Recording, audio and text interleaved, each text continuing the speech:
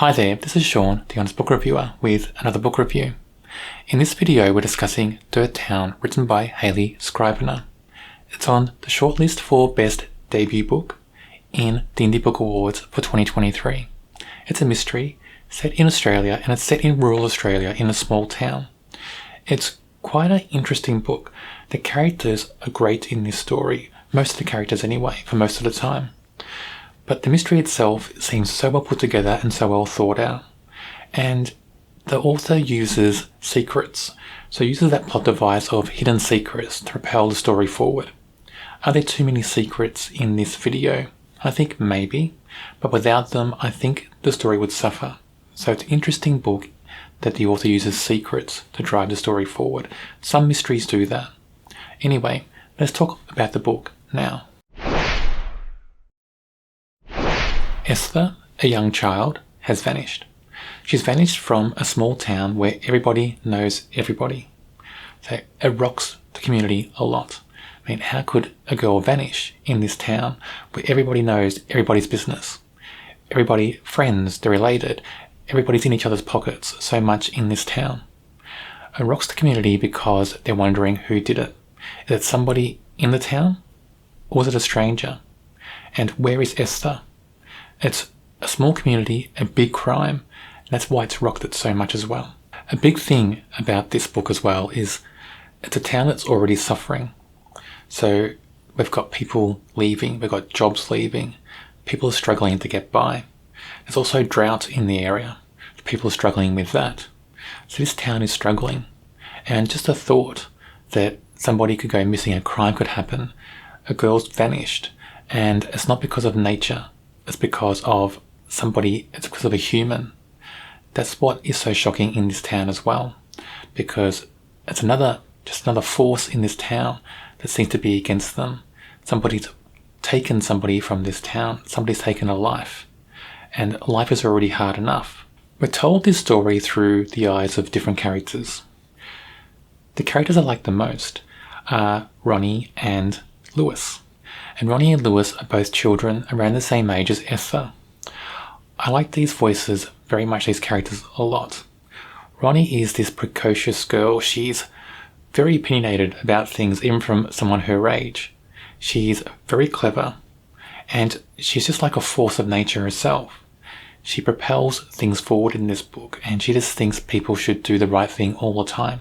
And she forces her opinions on people as well, even for a young girl. She's a very interesting character, and you can't help but get behind Ronnie and really engage with this character. Lewis is different to Ronnie. Lewis is quieter, a bit more shy. He comes from a home that's abusive. His father abuses him and his mother physically. So that can build up his character a bit. That adds to his character makeup in the book. You do engage with Lewis as well, and you do engage with him because he's got a secret himself, and that secret that he wants to keep to himself means certain events play out in the story, and he feels guilty because of that. So it's interesting that this young child carries so much in this book.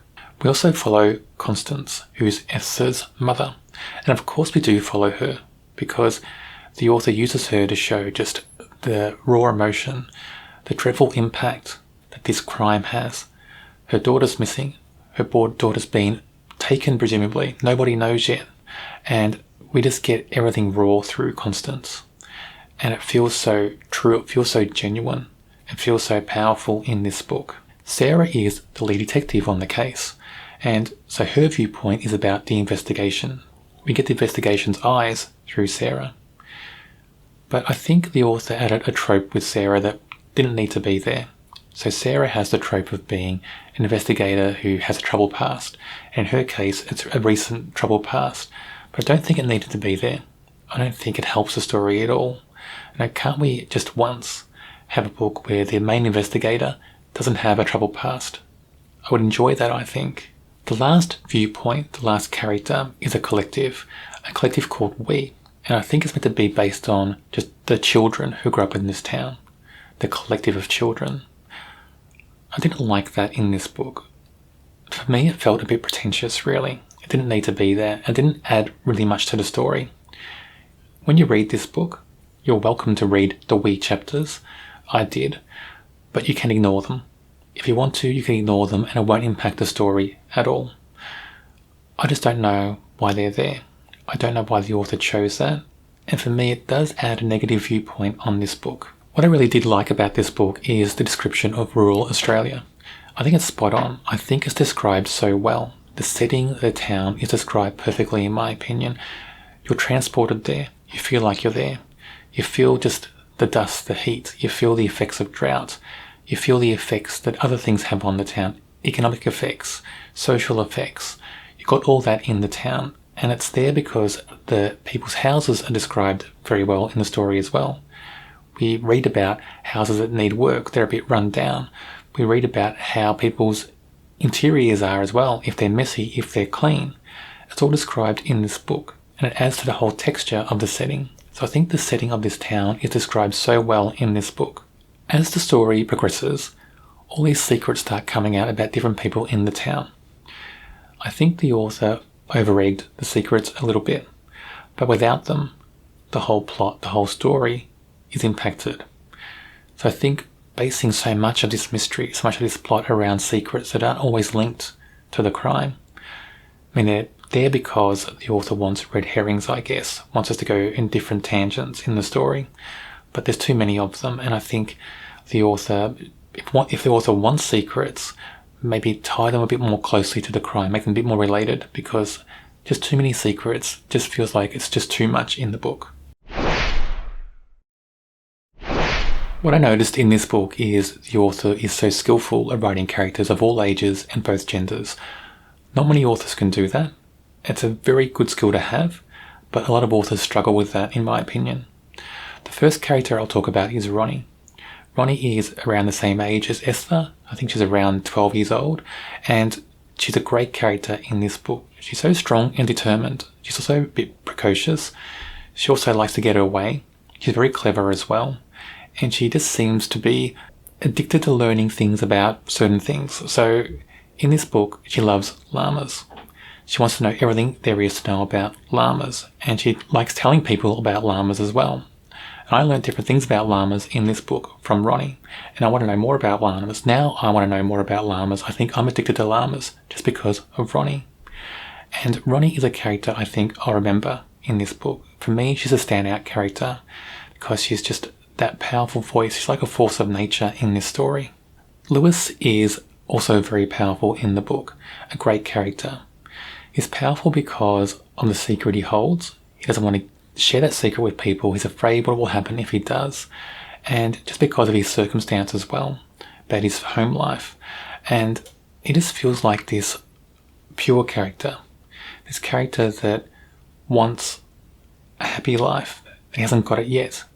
And he's got this strength and resilience in him because of his circumstance. Because he has to rely on that to get through life in the book. So I do like Lewis in this story. And I like the way the author gives us a bit of Lewis in the future in this book as well. I like his future self and how he reflects on his childhood from that future self point of view. I do like Lewis as a character. He's a special character, and I think the book is all the better for this character.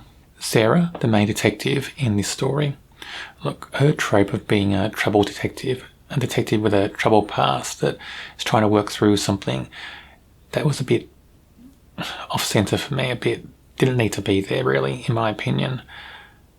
I'm a bit tired of that trope, to be honest. I know it's a massive trope in mystery and crime fiction. Most lead investigators have something troubling in their past that seems to be overflowing into their present day and personal lives. It happens so often, and sometimes it does work, but in this time it didn't. This book, it just seemed to be a bit off for me in this story. But anyway, if you put that aside, Sarah is a good character. She's strong, she's determined, she's clever, she is vulnerable as well, so she has vulnerability as a character as well, and that's used well in the book. It allows her to feel things, allows her to empathise with people she's talking to, so I did enjoy that in this book. I think she's quite a well-rounded character. Remove her troubled past, because it doesn't need to be there, and I think she'd be a much better character for that. I really enjoyed this story a lot. It's not a perfect book, but it's a very good book, well above average. I do rate it a 4 out of 5. I just love the setting, the characters as well. Some of the characters are just brilliant in my opinion, but that setting, the way the author describes that town, but not just the town, gives us descriptions of houses, both the outside and the interior, and how that just shows about people in the book. Those houses tell us a lot about the people that she's giving us in the town, in the story. Just the town in general as well, and just the environment in the book as well. That's described so well. It's one of the big strengths in this story, in my opinion. On my channel, I review a lot of mysteries. If you like mysteries, check out my channel and subscribe. There's also a mystery playlist on my channel. It should be on your screen now.